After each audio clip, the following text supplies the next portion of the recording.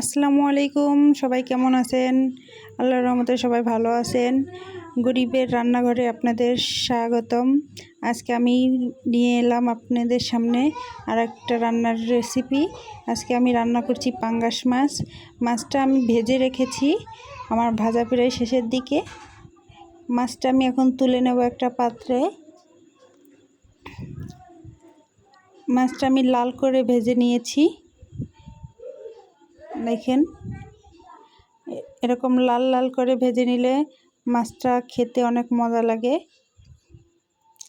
আমি চুলার পর কড়াই দিয়ে দিয়েছি, কড়াইতে আর একটু তেল দিয়ে দিলাম।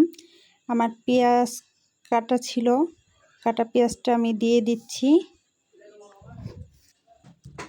দিয়ে একটু ভেজে নেব লাল করে।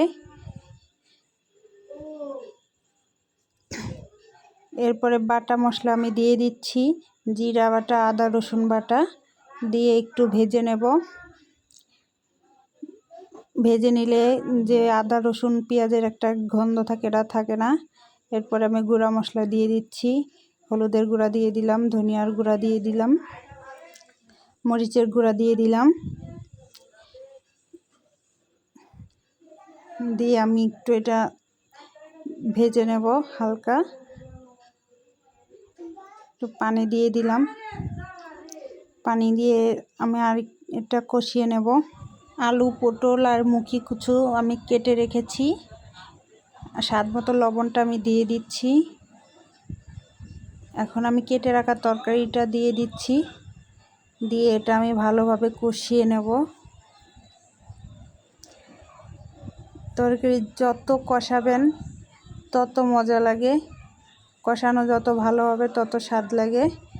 আমি একটু পানি দিয়ে কষিয়ে নিচ্ছি, ঢাকনাটা দিয়ে দিলাম, একটু কষাবো আমি ঢাকনাটা দিয়ে।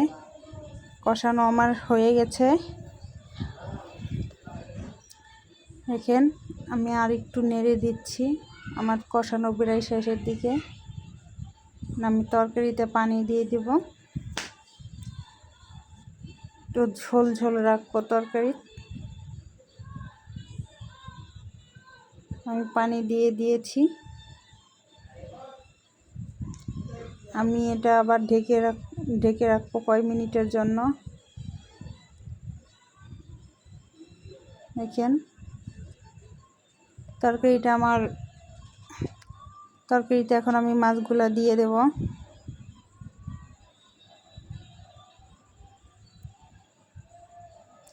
মাছ দিয়ে এটা নেড়ে দেব।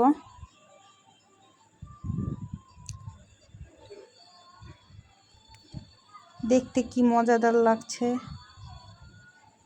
আমি আবার একটু ঢেকে দেব, কিছুক্ষণ পরে আবার আমি এটা গরম মশলার গুঁড়োটা দিয়ে দেব। গরম মশলার গুঁড়োটা আমি দিয়ে দিচ্ছি, দিয়ে আমি এটা নেড়ে দেব।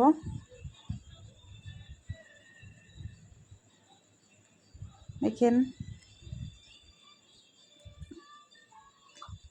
তরকারিটার কি সুন্দর একটা কালার এসেছে, দেখতে অনেক সুন্দর লাগছে। সবাই ভালো থাকবেন, দোয়া করবেন। আমার ভিডিওটা যদি আপনাদের ভালো লেগে থাকে লাইক করবেন, সাবস্ক্রাইব করে দিবেন। আমি সর্বশেষে ধনিয়া পাতাটা দিয়ে দিচ্ছি, এটা অনেক সুন্দর একটা ঘ্রাণ আসে, খেতেও অনেক মজা লাগে।